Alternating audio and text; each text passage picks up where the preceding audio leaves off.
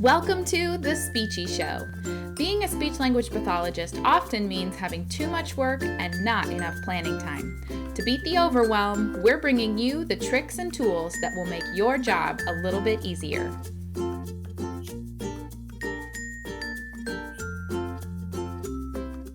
Hey everybody, welcome to the Speechie Show. I am here today with Scott Prath from bilinguistics.com. And we are talking today about what to do when you have a student who speaks a different language at home than you speak, so you don't speak their native language. And Scott is here to help us with that. And welcome, Scott. Thank you.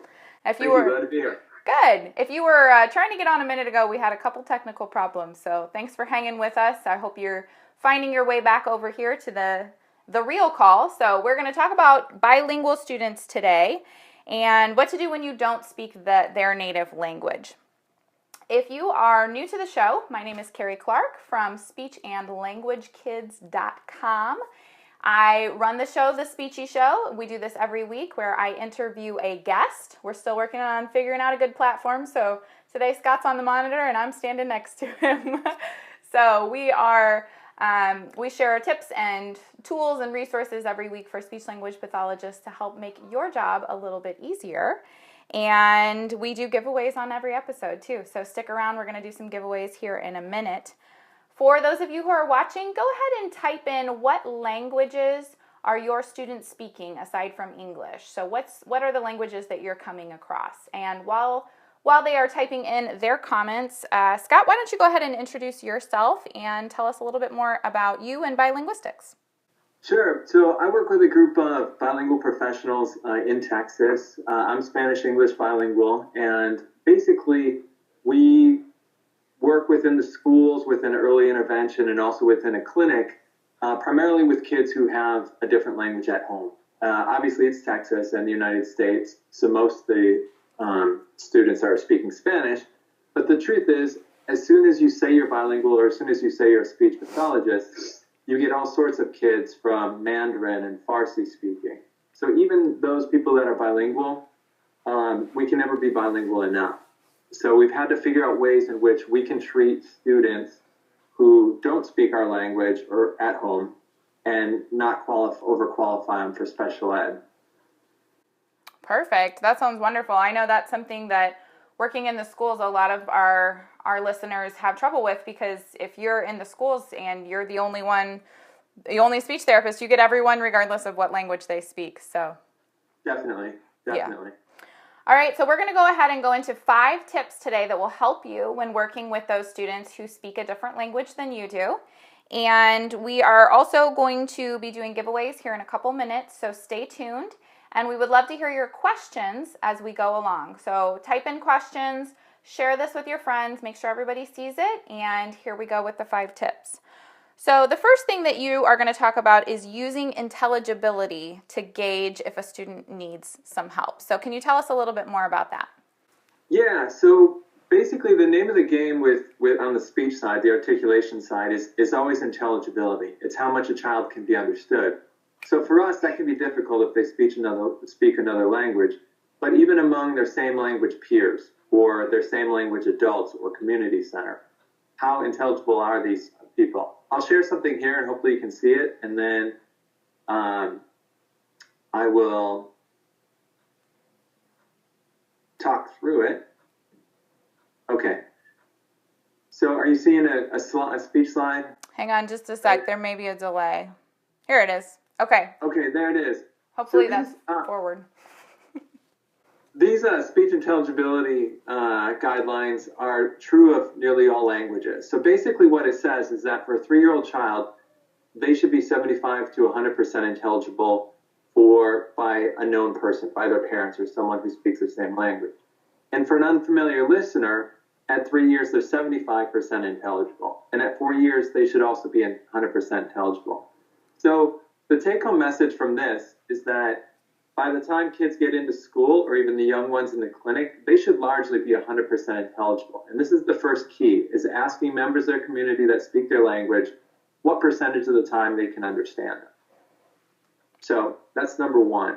Yeah, so what you're saying is you ask somebody else how intelligible are they in their native language, And if they're also they're not intelligible in their native language, there's more of a problem than just second language influence, correct? Yeah, exactly. And you don't even have to use the fancy speech words. Just in the conversation with an interpreter with a parent or with the committee, what percentage of the time do you understand your child? And sometimes they need examples, like the younger ones. When they want something to eat, do you understand them? No, they're always standing in the kitchen screaming. You get these hands-on examples. For the teacher, okay, this guy, how many students do you have? 20? Great. Out of the 20 students, which are probably from their same neighborhood, or other students that speak like him, do you understand him more or less than the others? Perfect. So intelligibility, regardless of the sounds they make, or that's still king in our field. Yeah, I like those specific examples. I think that's really helpful. Okay, if you guys have any questions as we're going along, make sure you're typing those in. All right, so now we want to talk about the second point, which is phonology versus articulation. Talk about how that looks in English language learners. Yeah, so let's talk about just how it looks overall. There's some amazing work that was done about 10 years ago by Dodd, 2004. And basically, they took a caseload of kids who aren't intelligible and divided it up between phonology and articulation. So in your minds, what percentage would you think would be articulation and what percent would be phonology? I'll bring another graph up here. If you guys are watching, go ahead and type in what you think, percentages for artic versus phonology. Okay, so what it comes down to, and I found this to be shocking, is that 13% of the caseload was articulation, and the other 87% was phonology. So there's 57%, which is the phonology we're familiar with, but they went to further define two other groups that are phonological. I presented on this at a state level and the national level recently, and you can find the whole presentation at bilinguistics.com. But this was shocking to me. Think about all the conferences you went to. So if you walk by any of the booths at your state conference or national conference, or if you go online looking for products, what percentage of them are articulation and what percent are phonology? I think it's flipped. Mm-hmm. All the artic cards and everything, 90% of it's artic, and those don't match the kids we're seeing. So that's a big problem. And it's highlighted with bilingual kids. Spanish is primarily who we see, but this is true of all the Asian dialects, that they're largely CV languages, consonant vowel, whereas the English and the Germanic have consonant vowel consonants more often, right? So I would say with bilingual kids, even more so, rather than focusing on the sounds, my kids are largely phonological because they can have extremely long words, like words the size of butterfly and elephant, which are our big ones in English. Those are the average words, or the phrases are larger because it's consonant vowel, CV, CV, CV, CV. So in thinking about a child who's unintelligible, we definitely want to put a lot of weight on phonology. Perfect. Okay. So we've hit 2 points talking about using intelligibility to gauge if there's a problem and focusing on the phonology because you're going to get quicker results with that as opposed to an articulation approach, correct? Yeah, more accurate. Perfect. All right, so talk to us about vowels. How are those looking for us? Okay, so here are the vowels of English, and it's always the useless speech and language trivia, how many vowels there are, right? And everyone says 5, and the truth is that there are a dozen. I'm from Wisconsin, so I've been gifted a 13th, which maybe you do too, everyone in the Midwest. And if you add in the diphthongs, we're already out to 20. In Spanish, there's a handful of diphthongs, but there's only 5 vowels, as an example. In Arabic, they only use 3. So when I am thinking about accent, basically, when I speak in Spanish, I'm trying to stuff my 13 vowels into 5 little boxes, a, e, o, u. And a Spanish speaker, what you know as a Spanish accent, is a Spanish speaker trying to stretch their 5 vowels to fill these 12 different boxes. So the point is that accent, as we know it, doesn't really account for intelligibility. And vowel differences make some words hard to understand sometimes, but for the most part, it's the consonants that are the problems. So just because someone has an accent, that really shouldn't affect intelligibility too greatly. So you're saying focus on those consonants and let the vowels go and let that be the accent for now. Yeah, I heard a beautiful metaphor from a singer, basically that vowels are the melody and the consonants. So when we turn our voice on, I, E, O, our voice is on, and then we stop that with consonants. So people just turn their voice on at different ways, but the consonants are largely the same. Mm-hmm. So that's where our focus needs to be. Perfect. Excellent. All right. For those of you watching live, remember there's going to be some giveaways in just a couple minutes, and please feel free to add your questions as we go along here. Okay, so let's talk about goals. What are we writing goals on for these students?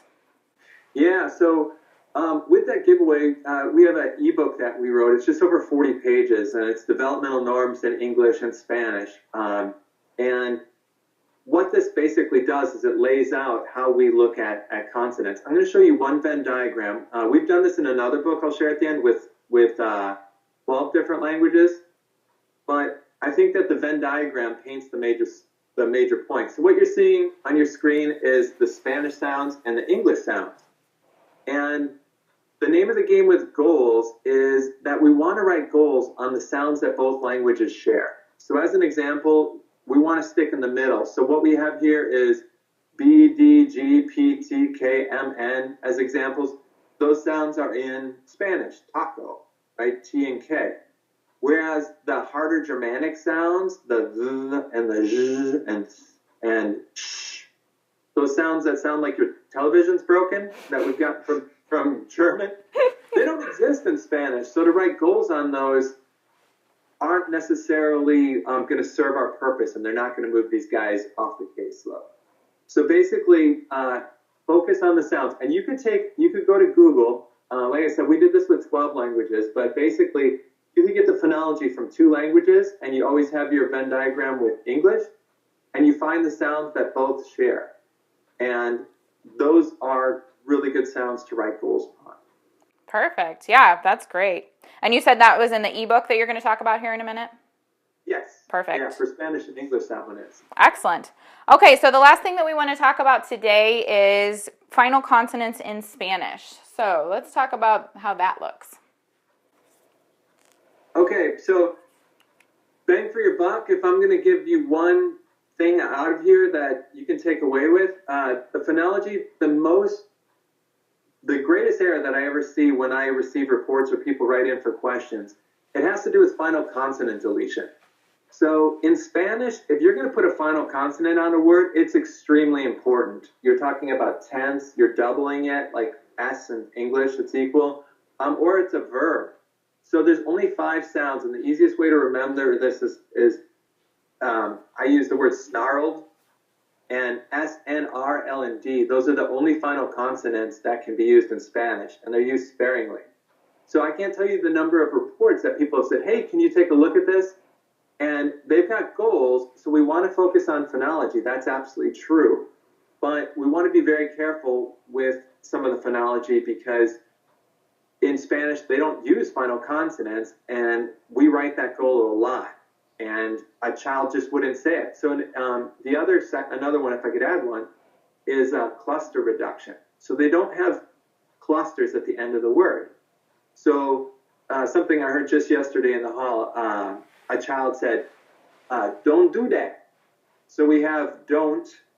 They don't have final clusters, so we ended it with don, which is fine, do, which is fine, and then dat. So instead of the th, he said dat, and he doesn't have a final th, so it was that for that.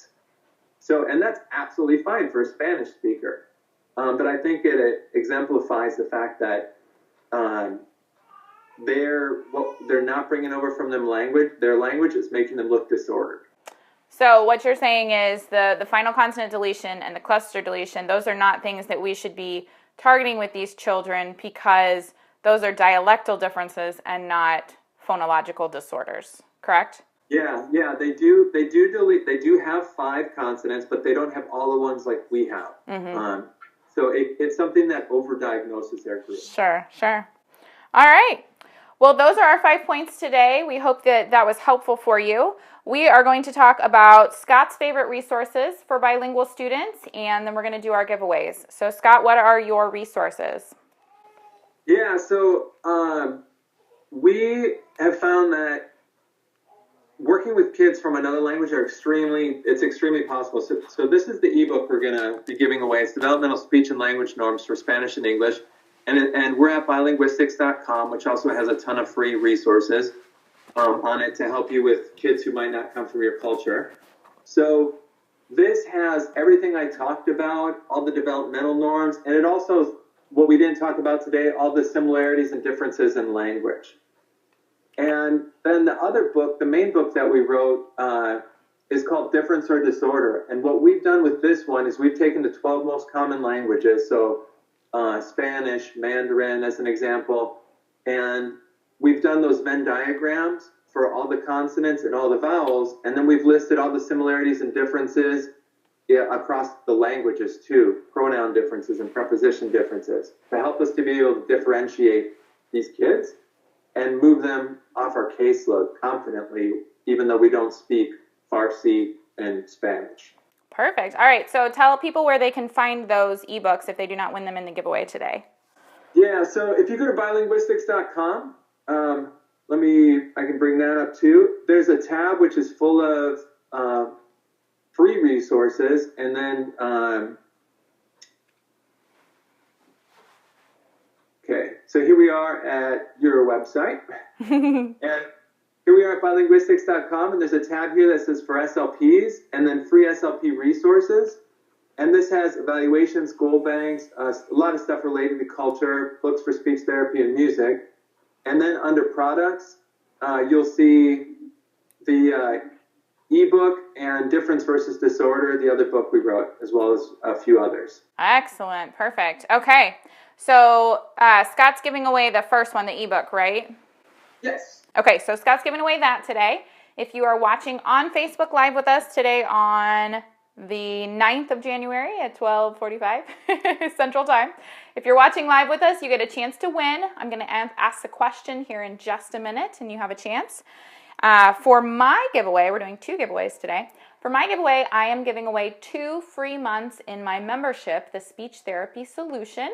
If you're not familiar with that, that is resources and support for speech language pathologists. So we have weekly Q&A calls, we have a monthly webinar, we also have a materials library and a training video library in there. So you'll get 2 free months in that, and if you would like to check that out, if you don't win, you can go over to speechandlanguagekids.com/join, and that will give you all the information about that. All right, we do have a comment. Tanika she says it's great to know what not to work on. So thanks for that tip there. That's good.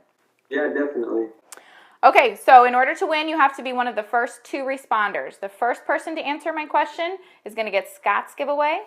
The second person is going to get my giveaway. So the question is, what language besides English do you see the most in your setting? What language besides English do you see the most in your setting? Go ahead and type that into the comments. The first 2 people to enter their response will win the giveaways. And there is a little bit of a delay, I know, so we'll kind of hang out here and keep watching for some responses. But we hope that helped you with your tricky bilingual cases today. If you have, here we go. Tanika says Spanish is the first one for her. So Tanika's going to get Scott's giveaway. And Mandy Basting says Portuguese. So Mandy, you're going to get the 2 free months in my membership. So Scott, where can Tanika reach you to claim her prize? You can find me at bilinguistics.com under Contact Us. I'll either just through the Contact Us or my name's up there. Perfect. And, be happy to send that. All right. And Mandy, you can reach me by emailing me at Carrie, Carrie, at speechandlanguagekids.com, and we will get you set up with your 2-month membership. All right, so hope that helped. If you have more questions, more cases you need help with, head on over to the membership area. It's speechandlanguagekids.com/join. And we actually have a webinar recording in there from Scott. He came over and did a webinar for our membership a while ago now. It's been a little ways, but it's all about assessing and evaluating and treating children who are bilingual speakers. So head on over, you can get that plus all the resources. And Scott, thank you so much for coming on today. Where can people find more information about you and bilinguistics? Bilinguistics.com. We're there. We have our resources. We're routinely speakers at ASHA, and if you're down south, TISHA and the surrounding states, covering the bilingual issues. And then we also have some online presentations that we've captured of our stuff too. So perfect. There. Sounds wonderful. And I know you guys offer CEUs on your website too, right? Yeah, we got a lot of the national presentations that we do, we capture and have them as online CEU courses. Nice. And then our blog, which for people who work with kids of different culture, it's about 5,000 speech therapists, and it's a great conversation basically about how to deal with the fact that speech pathology is 97% one culture, and the kids we see are 50%. So it's been great. Really wonderful. Wonderful. I'm so glad that you guys have all those resources. All right. Thank you all for watching. Don't forget to join us next Monday afternoon. We will be on with Carissa from HomeSuiteSpeechRoom.com, and we're going to be talking about articulation carryover. So join us next week, and we'll see you all then. Bye for now. Thanks, Scott. Bye-bye. Thank you. Thanks for joining us today on The Speechie Show. We hope today's tips have helped you feel a little less stressed and a little more confident about your work. If you're looking for more stress busters and confidence boosters, we'd love to have you join us in the Speech Therapy Solution, where you'll get access to a huge library of premium training videos and another library of print-and-go therapy materials. You can also get help with your tough cases by joining Carrie on the weekly Q&A calls or by posting in the exclusive Facebook group.